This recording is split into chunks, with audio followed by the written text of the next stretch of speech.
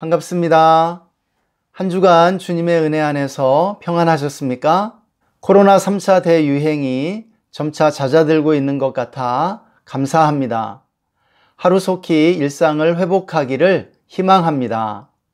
이제 주님 가르쳐 주신 기도로 1월 24일 주일 예배를 시작하겠습니다.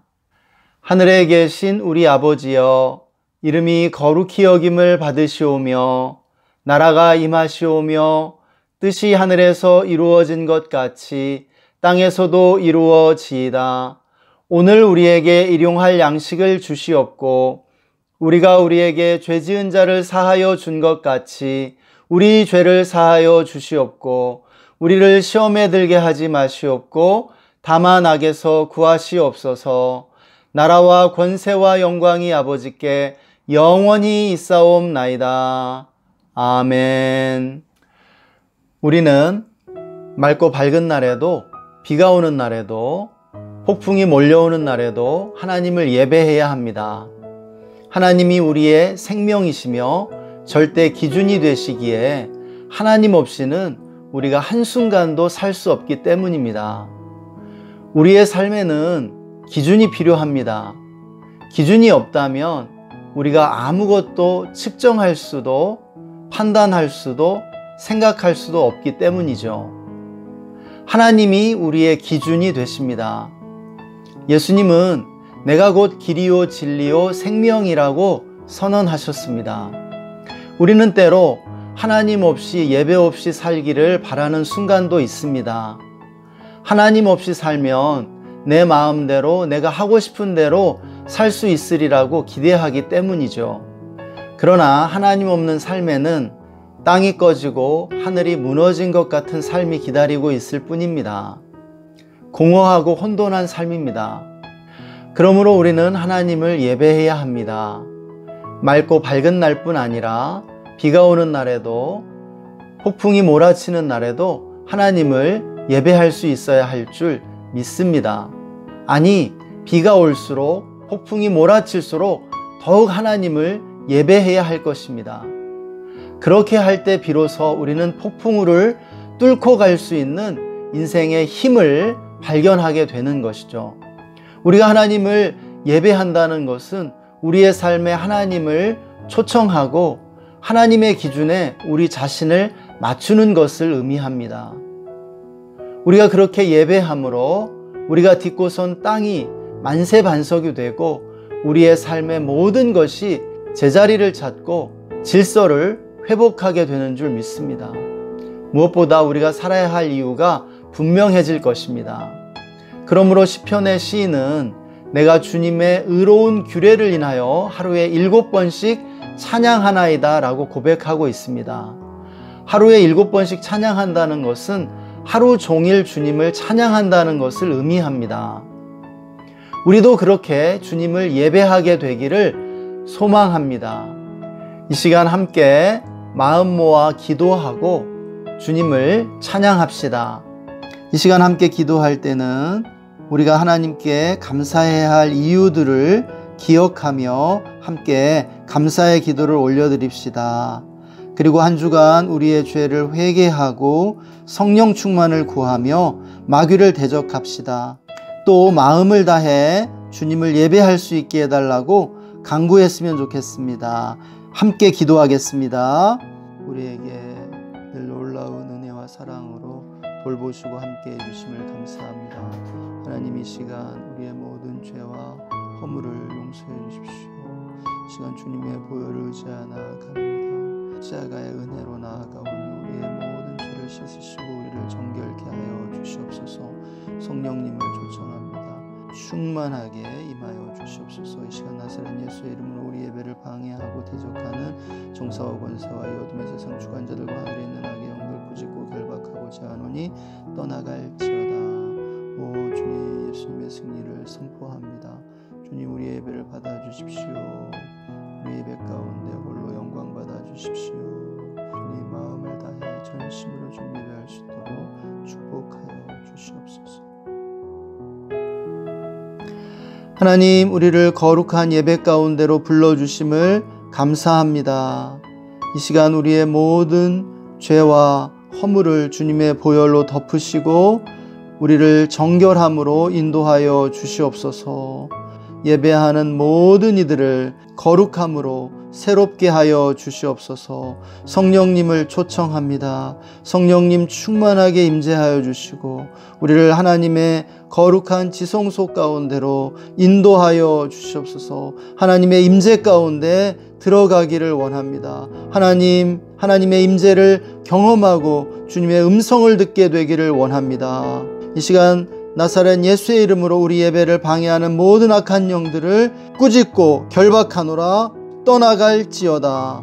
예배를 드리며 시험에 들지 않게 하여 주시고 우리 모두가 예배를 통해 승리케 하여 주시옵소서. 마음을 다해 주님을 예배하기 원합니다. 영상 예배에 참여하는 모든 예배자들을 축복해 주시고 마음을 다해 예배할 때 하나님께서 만나 주시고 선한 목자의 음성을 들려 주시옵소서. 감사드리며 존귀하신 주 예수님의 이름으로 기도했습니다. 아멘. 다 함께 기쁨으로 찬양하시겠습니다. 나의 안에 거하라, 나의 안에 거하라. 나는 내 하나님이니 모든 환난 가운데 너를 지키는 자라.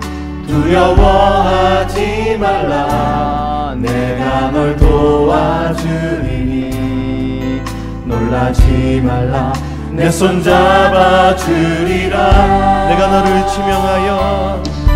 너를 지명하여 불렀나니 너는 내 것이라. 내 것이라. 너의 하나님이라. 내가 너를 보배롭고 존귀하게 여기노라. 너를 사랑하는 내 여호와라. 한 번 더 고백하시면서 나의 안에 거하라. 나는 내 하나님이니 모든 환난 가운데 너를 지키는 자라. 두려워하지 말라. 내가 널 도와주리니 놀라지 말라. 내 손 잡아주리라. 내가 너를 지명하여 불렀나니 너는 내 것이라. 내 것이라. 너의 하나님이라. 내가 너를 보배롭고 존귀하게 여기노라. 너를 사랑하는 내 여호와라. 내가 너를 지명하여 불렀나니 너는 내 것이라. 내 것이라. 너의 하나님이라. 내가 너를 보배롭고 존귀하게 여기노라. 너를 사랑하는 내 여호와. 하시면서 내가 너를 지명하여 불렀나니 너는 내 것이라. 내 것이라.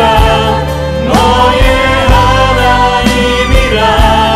내가 너를 보배롭고 존귀하게 여기노라. 너를 사랑하는 한 번 더 고백하십니다. 내가 너를 지명하여 불렀나니 너는 내 것이라. 내 것이라. 너의 하나님이라. 내가 너를 보배롭고 존귀하게 여기노라. 너를 사랑하는 내 여호와. 너를 사랑하는 내 여호와라. 너를 사랑하는 내 여호와. 한 번 더 고백합니다. 너를 사랑하는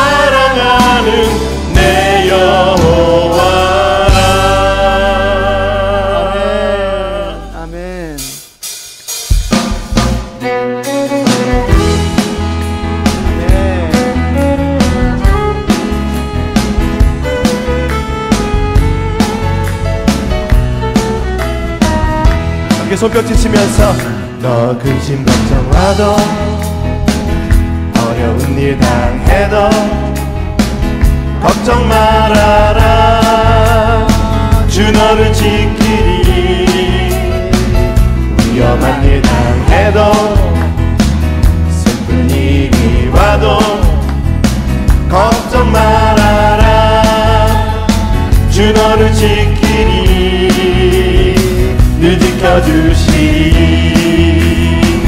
주님의 사랑 속에 거하라 그의 평화 속에 유하라 그분의 영원 속에 자유하라 주 지키리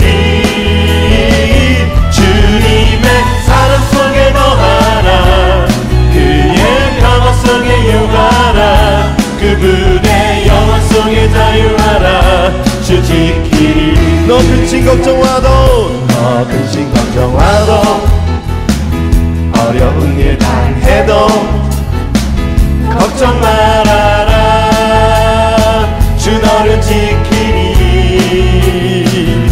위험한 일 당해도 슬픈 일이 와도 걱정 말아라 주 너를 지키리 늘 지켜주시 주님의 사랑 안에 거합시다 사랑 속에 거하라 그의 평화 속에 유하라 그분의 영원 속에 자유하라 주 지키리 주님의 사랑 속에 거하라 그의 평화 속에 유하라 그분의 영원 속에 자유하라 주 지키리 주님의 사랑 속에 주님의 사랑 속에 거하라 그의 평화 속에 유하라 그분의 영원 속에 자유하라 주 지키리 주님의 사랑 속에 거하라 그의 평화 속에 유하라 그분의 영원 속에 자유하라 주 지키리 나의 등 뒤에서 나의 등 뒤에서 나를 도우시는 주 나의 인생길에서 지치고 고나여 매일처럼 주저앉고 싶을 때 나를 밀어주시네 일어나 걸어라 내가 새 힘을 주리니 일어나 너 걸어라 내 너를 도우리 나의 등 뒤에서 나를 도우시는 평안히 길을 갈 때 보이지 않아도 지치고 고나여 넘어질 때면 다가와 손 내미시네 일어나 걸어라 내가 새 힘을 주리니 일어나 너 걸어라 내 너를 일어나 걸어라 내가 새 힘을 주리니 일어나 너 걸어라 내 너를 나의 등 뒤에서 나를 도우시는 때때로 뒤돌아보면 여전히 계신 주 아멘 성장한 미소로 바라보시며 나를 재촉하시네 일어나 걸어라 내가 새 힘을 주리니 일어나 너 걸어라 내 너를 일어나 걸어라 내가 새 힘을 주리니 일어나 너 걸어라 자 우리 한번 힘차게 고백합니다 일어나 걸어라 내가 새 힘을 주리니 일어나 너 걸어라 내 너를 우리 김대체 주님께 영광의 박수 올려드리시겠습니다.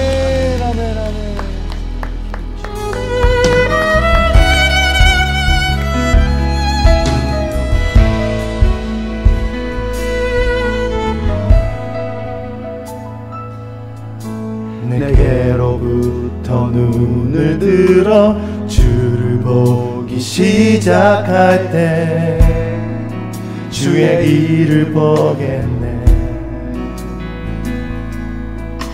내 작은 마음 돌이키사 하늘에 꿈꾸게 하네. 주님을 볼 때 우리 다 함께 고백하시면서 내게로부터 눈을 들어 주를 보기 시작할 때 주의 일을 보겠네. 내 작은 마음 돌이키사 하늘에 꿈꾸게 하네. 주님을 볼 때 모든 시선을 주님께 드리고 살아계신 하나님을 느낄 때 내 삶은 주의 역사가 되고 하나님이 일하기 시작하네. 아멘. 아멘. 성령님을 의지하시면서 성령이 나를 변화시켜 모든 두려움 사라질 때 주의 일을 보겠네. 황폐한 땅 한가운데서 주님만은 알게 되리. 주님을 볼 때 모든 시선을 주님께 드리고 전능하신 하나님을 느낄 때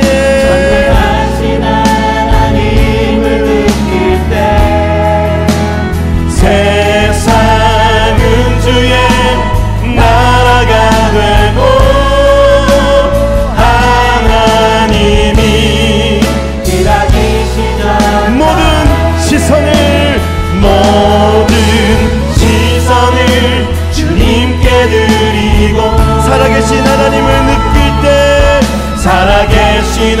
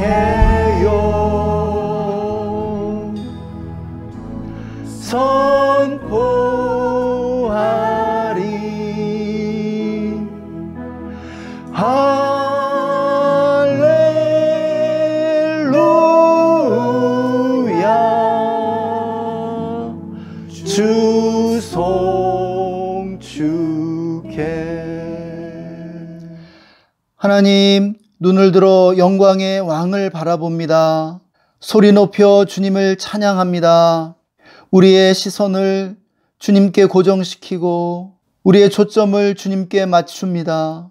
함께 예배하는 성도들 어루만져 주시고 그 영혼을 소성시켜 주시옵소서.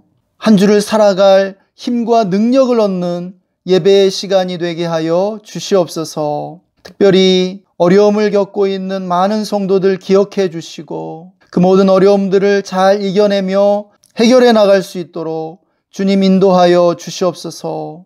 그 모든 문제들을 친히 해결해 주시기를 원합니다. 하나님, 우리나라와 우리 사회를 주님 손에 올려드립니다. 코로나 백신과 치료제가 잘 개발되고 속히 보급되게 하여 주시옵소서. 가난한 나라와 민족들에게도 저렴한 가격에 공급될 수 있도록 축복해 주시옵소서. 북한을 긍휼히 여겨주시고 북한 주민들을 추위와 굶주림에서 건져주시기 원합니다. 북한 주민들을 어둠의 권세에서 해방해 주시고 속히 우리나라가 평화 통일을 이루게 하여 주시옵소서. 한국교회를 긍휼히 여겨주시고 새롭게 해주시기 원합니다. 영적 각성이 일어나게 하여 주시옵소서. 세계 선교의 문을 열어주시고 선교사님들에게 은혜를 베풀어 주시며 모든 민족들이 하나님만을 예배하게 하여 주시옵소서. 오늘도 우리 예배를 받아주심을 감사합니다. 말씀 가운데 주님이 친히 말씀하여 주시옵소서. 사랑하는 주 예수님 이름으로 기도했습니다. 아멘. 오늘 우리에게 주시는 하나님의 말씀은 사도행전 8장 1절에서 4절의 말씀입니다. 다 함께 한 목소리로 말씀 읽겠습니다. 사울은 그가 죽임당함을 마땅히 여기더라. 그날에 예루살렘에 있는 교회에 큰 박해가 있어 사도 외에는 다 유대와 사마리아 모든 땅으로 흩어지니라. 경건한 사람들이 스데반을 장사하고 위하여 크게 울더라. 사울이 교회를 잡멸할새 각 집에 들어가 남녀를 끌어다가 옥에 넘기니라. 그 흩어진 사람들이 두루 다니며 복음의 말씀을 전할새. 아멘. 할렐루야. 주님의 은혜가 여러분의 삶에 가득 넘쳐 흐르길 축복합니다. 예부터 전해오는 세옹지마의 고사를 잘 아실 것입니다. 중국 변방의 한 노인에게 말이 있었는데 그 말이 국경을 넘어 오랑캐 땅으로 달아났습니다. 말을 잃어버린 불행인 줄 알았는데 그 말이 오히려 오랑캐의 준말을 이끌고 돌아와 기쁨이 되었죠. 그러나 아들이 오랑캐의 준말을 타다가 말에서 떨어져 장애인이 되면서 복이 화가 되었습니다. 그런데 또 반전이 일어납니다. 전쟁이 일어나 마을의 모든 젊은이들이 군사로 징발되어 전쟁터에서 다 죽게 되었던 것이죠. 그런데 그 노인의 아들만이 장애인이 되었기 때문에 전쟁터에 나가지 않아 홀로 살아남을 수 있었다는 것입니다. 이처럼 복은 화가 되기도 하고 화는 복이 되기도 한다는 것이 세옹지마가 전해주는 지혜입니다. 세옹지마의 고사는 성경이 우리에게 전해주는 지혜와 비슷합니다. 성경은 모든 축복 속에는 재앙의 요소가 담겨 있고 고난은 저주를 깨뜨리고 승리를 가져온다는 진리를 일관되게 주장해 주고 있습니다. 오늘 말씀은 비극으로 시작됩니다. 바로 의로운 스데반이 순교했고 그토록 이상적인 공동체였던 예루살렘 초대교회에 대박해가 몰려왔다는 것이죠. 그러나 비극으로 시작된 이야기는 곧 기쁨의 이야기가 됩니다. 스데반의 순교로 시작된 예루살렘 대박해는 세계 선교를 촉발하는 계기가 되었던 것입니다. 한마디로 대박해는 기독교 운동 확장의 계기가 되었던 것이죠. 대박해가 일어나면서 성도들이 로마 제국 전역으로 흩어지게 되었고 성도들이 이르는 곳마다 교회가 개척되는 승리가 일어났던 것입니다. 20세기에 개신교의 교황으로까지 불렸던 존 스토트는 그의 책에서 선교의 영이신 성령은 교회를 예루살렘으로부터 로마로 몰아내셨다라고 해설해 주고 있습니다. 그만큼 예루살렘 대박해는 기독교 역사의 한 획을 그은 획기적인 사건이었고 선교적인 일대 사건이 되었습니다.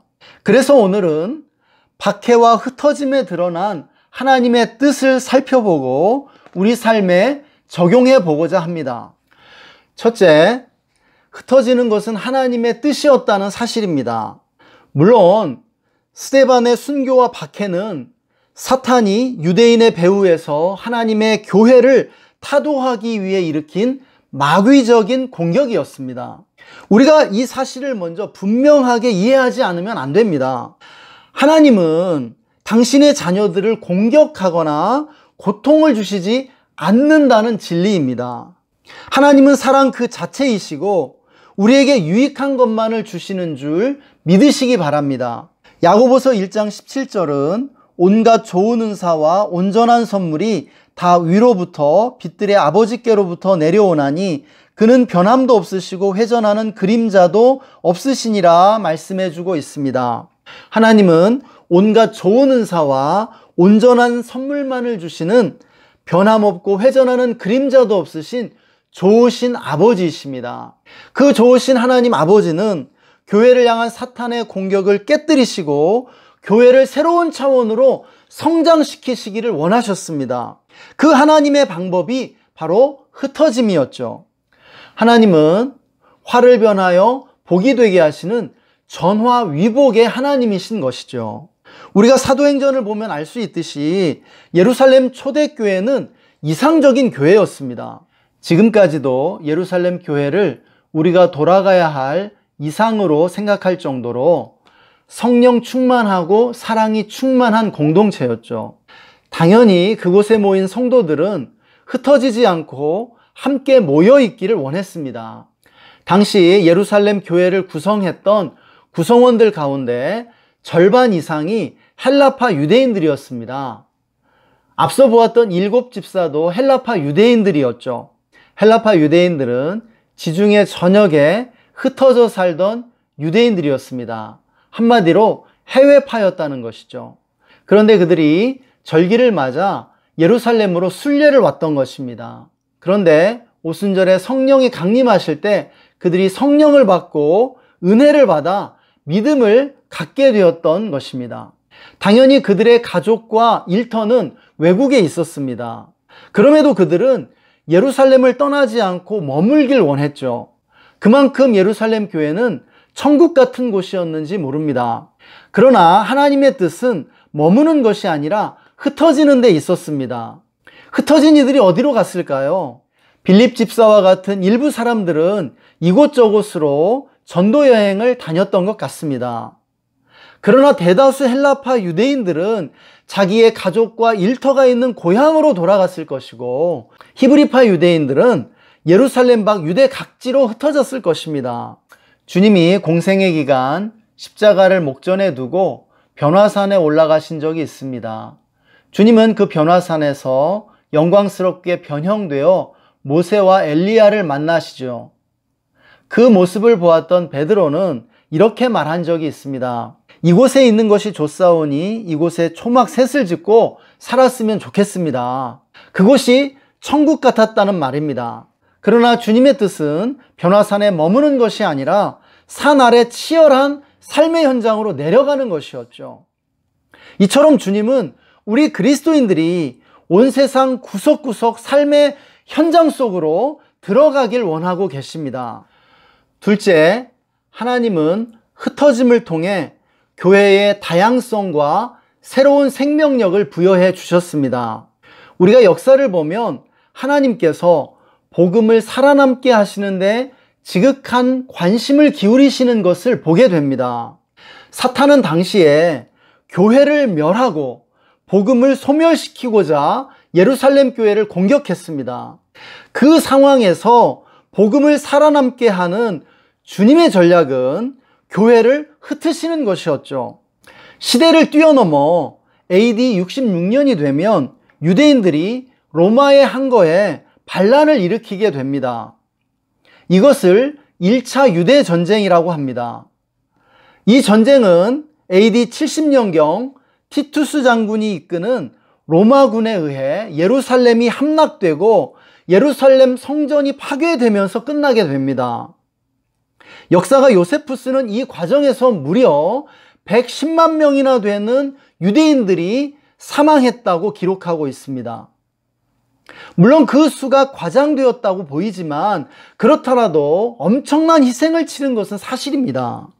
그러나 본문의 대박해를 통해 전쟁이 일어나기 수십 년 전에 이미 대다수 그리스도인들이 예루살렘을 떠나 로마 전역으로 편만하게 퍼져나갔음을 알 수 있게 되는 것이죠.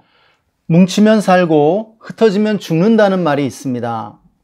과연 그럴까요? 이 말은 초대 대통령이었던 이승만 대통령이 대통령 취임식에서 사용하면서 널리 알려지게 됩니다. 이 말에는 조선이 멸망한 이유가 치열한 당파 싸움 때문이라는 식민사관의 인식이 담겨 있습니다. 그러나 곰곰이 생각해보면 과연 당파 싸움 때문에 나라가 망한 것이었겠습니까? 그렇지는 않습니다. 네가 죽어야 내가 산다는 죽기 살기식 권력투쟁이 문제인 것이지 당파 자체는 문제가 없는 것이죠. 여당이 있으면 야당이 있고 다양한 의견과 사상이 자유롭게 표현될 수 있을 때 민주주의가 꽃피게 되는 것이죠. 따라서 뭉치면 살고 흩어지면 죽는다는 생각은 자칫 개인의 자유를 짓밟는 전체주의적 사고방식이 될 수 있습니다. 오히려 흩어져야 사는 경우가 훨씬 많다고 말하는 것이 정직하다고 믿습니다. 우리가 창세기 11장을 보면 인류는 신할평지에 모여 흩어지지 않으려고 했습니다. 단일한 언어와 단일한 혈통, 단일한 문화를 유지하고자 했죠. 그래서 인류는 바벨탑을 쌓고 제국을 세웠습니다. 결국 그들은 하나님의 뜻에 대항하게 되죠. 바로 이것이 악의 특징입니다. 악은 언제나 천편일률적인 획일화를 원한다는 것입니다. 얼마 전에 프랑스의 한 사진작가가 수년에 걸쳐 북한을 지속적으로 방문하면서 각계각층의 사람들을 사진을 찍어 공개했습니다. 그런데 그렇게 다양한 지역과 계층과 세대의 사람들을 만나 초상 사진을 찍었는데 놀랍게도 그들의 표정이 천편일률적으로 똑같았다는 것이죠. 놀랍지 않습니까? 그런데 북한뿐 아닙니다. 단체 결혼을 위해 입국하는 통일 교도들의 모습이 독일 병정처럼 똑같은 인상을 풍긴다는 것이죠. 이처럼 사이비 집단에 속한 사람들은 천편일률적으로 획일화된 어투와 복장과 표정을 갖게 된다는 것입니다. 그러나 하나님의 뜻은 무엇이었습니까? 다양성입니다. 하나님은 끊임없이 다양성을 창조하신 하나님입니다. 이 지구상에 거하는 그 수많은 생물학적인 다양성을 보십시오. 하나님은 홍수가 끝난 후 노아와 그 자손들에게 생육하고 번성하여 땅에 충만하라고 명령하셨습니다. 그런데 인류는 바벨탑을 쌓음으로 하나님의 뜻에 정면으로 거스르게 됩니다. 이에 하나님은 언어를 혼잡케 하심으로 인류를 동서남북으로 흩어지게 하십니다. 이것이 하나님의 심판이자 인류를 향한 하나님의 구원이었습니다. 그 결과 등장한 것이 인류의 다양성이죠. 인류는 지역과 방언과 나라와 민족으로 흩어졌습니다. 그것이 바로 인류를 향한 하나님의 사랑이요 선하신 뜻이었습니다. 사람들이 한 곳에 모여 살게 되면 권력이 형성되고 그 권력은 반드시 타락하게 되죠. 타락한 권력은 또한 사람들을 타락시키게 됩니다. 그러나 하나님은 인류를 지역과 방언과 나라와 민족으로 흩으심으로 선과 정의를 추구하는 민족들은 번영하고 악과 불의와 탐욕을 추구하는 민족들은 쇠망하게 하셨습니다. 그 결과 역사는 민족들의 흥망성쇠 가운데 발전을 거듭하게 되었던 것이죠. 교회도 마찬가지입니다. 중세 교회가 로마 교황청을 중심으로 획일화되었을 때는 교회가 무서울 정도로 타락했습니다. 그러나 종교개혁을 통해 교회가 다양성을 확보하자 새로운 부흥을 경험하게 되고 가톨릭도 스스로를 개혁하게 됩니다. 저는 대형 선교단체와 대형 교회를 경험했습니다. 선교단체가 커지고 힘과 재정을 갖게 되자 지도자들이 다투면서 영성이 쇠퇴하는 모습을 보게 되었습니다.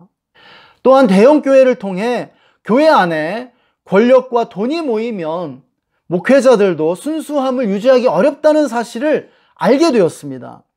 사랑하는 여러분, 교회가 작아져야 한다는 말씀을 드리는 것이 아닙니다. 교회가 작아야 건강하다는 뜻도 아닙니다. 오해하지는 마시기 바랍니다.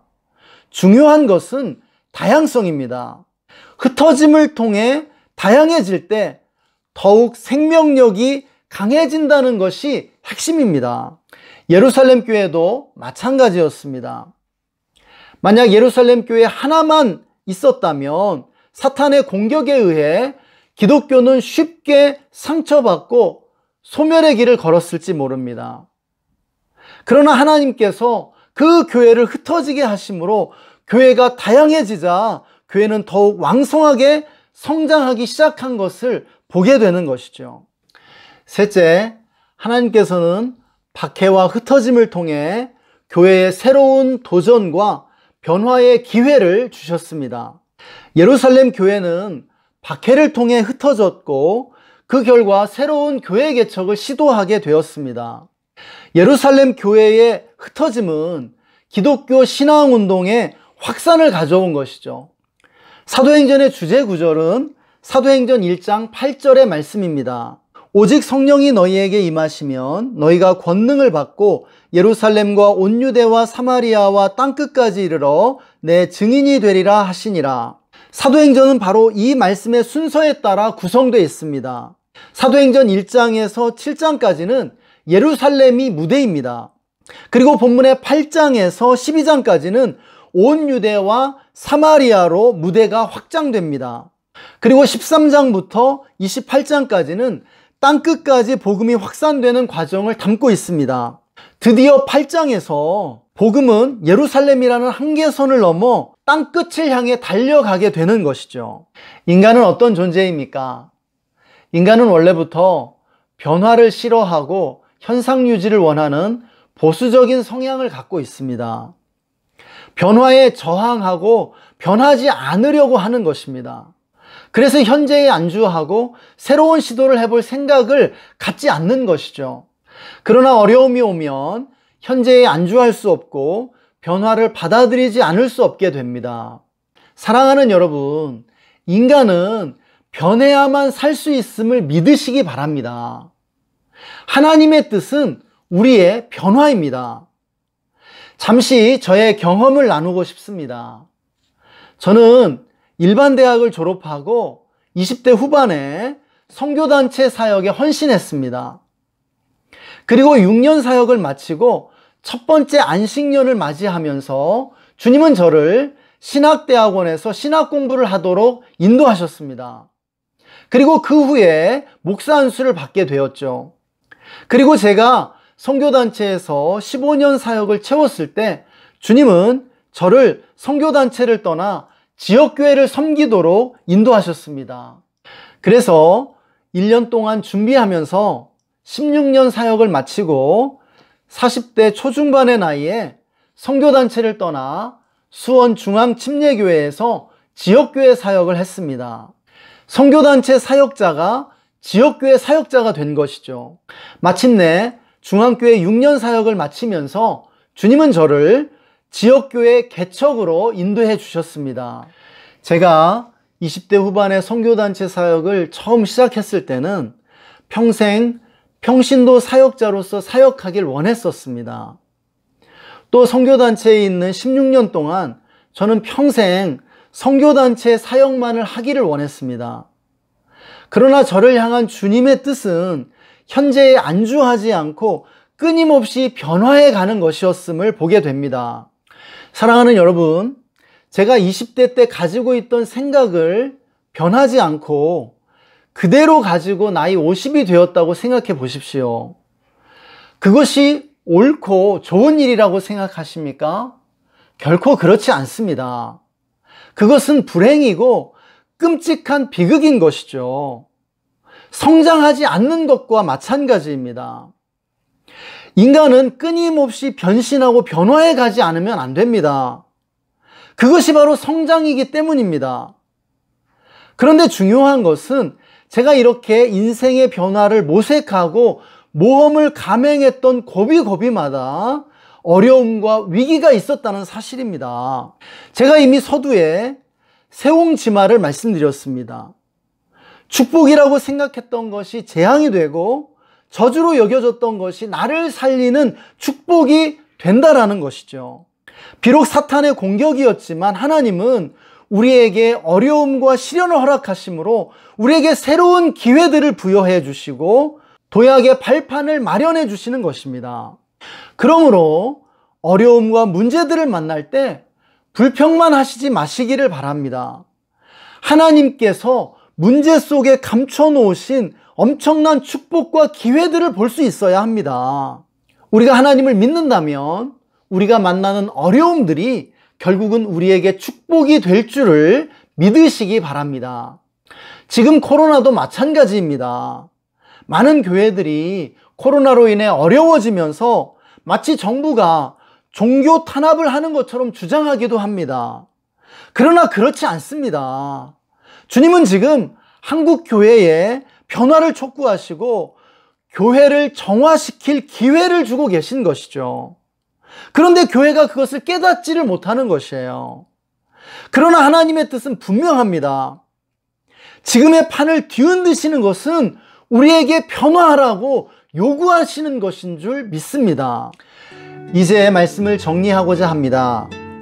예루살렘에서 흩어진 교회는 이르는 곳마다 교회를 개척했습니다. 그곳에 있던 사람들을 예루살렘으로 데려가려 한 것이 아니라 그곳에 머물면서 교회를 이루었던 것이죠. 우리도 그렇게 해야 할 줄 믿습니다. 여기서 예루살렘은 건물 교회에 비견할 수 있고 그들이 흩어져 교회를 개척한 곳은 삶의 현장이라고 할 수 있습니다. 저는 사실상 우리 그리스도인들이 건물 교회에서 일주일에 한 번만 예배드려도 충분하다고 생각합니다. 나머지는 삶의 현장이나 직장에서 기도하고 신앙의 삶을 살아야 한다고 믿습니다. 물론 건물교회에 열심히 나오시는 분들도 많습니다. 그 열정이 참 대단하시죠.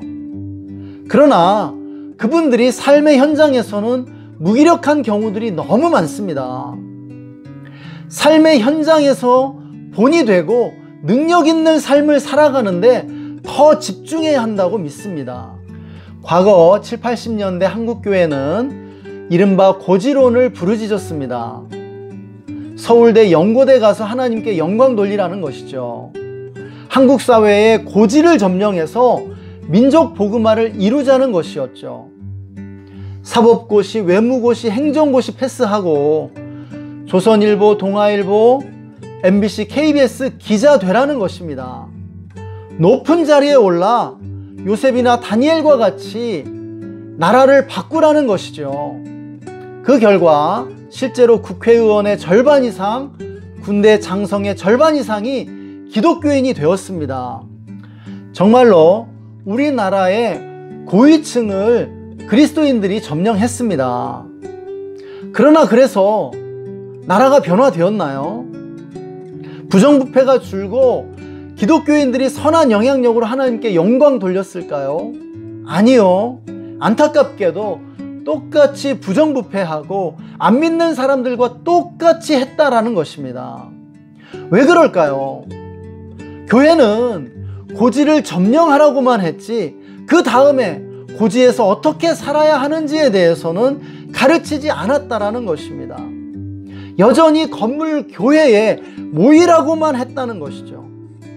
흩어져서 어떤 검사, 어떤 판사, 어떤 기자가 되어야 할지, 어떤 국회의원이 되어야 할지 가르치지 못한 것이에요. 교회 열심히 출석하고 헌금 많이 하면 된다고만 생각했습니다. 그 결과 우리 사회의 변화에 가장 큰 영향을 끼친 것이 기독교 복음이 아니라 진보적 사회주의가 되었다는 사실입니다. 지금 교회가 당면하고 있는 어려움은 이런 부정적 측면이 축적된 결과입니다. 그럼 이제 어떻게 해야 합니까? 가장 먼저 여러분이, 우리 모두가 삶의 현장에 선교사로 파송되었다는 사실을 자각하고 믿어야 할 줄 믿습니다.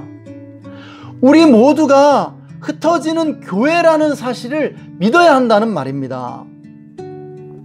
지금까지 진행된 선교의 역사는 지리적 영역의 선교에서 인종적, 언어적 영역의 선교로 진행되어 왔습니다.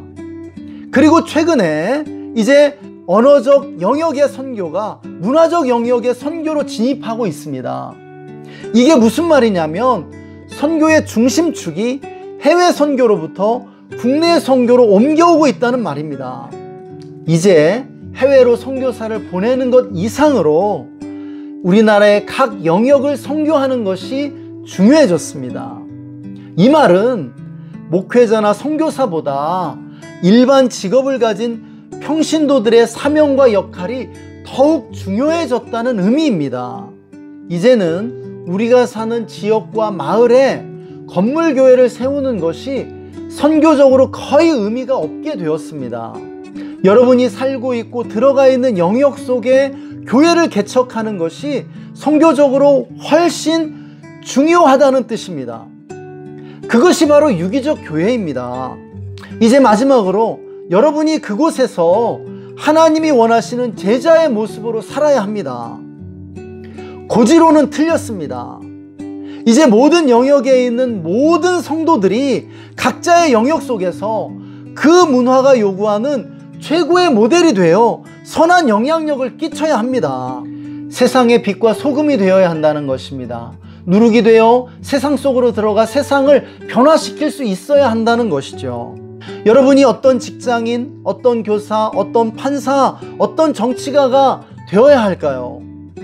제가 가르쳐 드릴 수는 없습니다.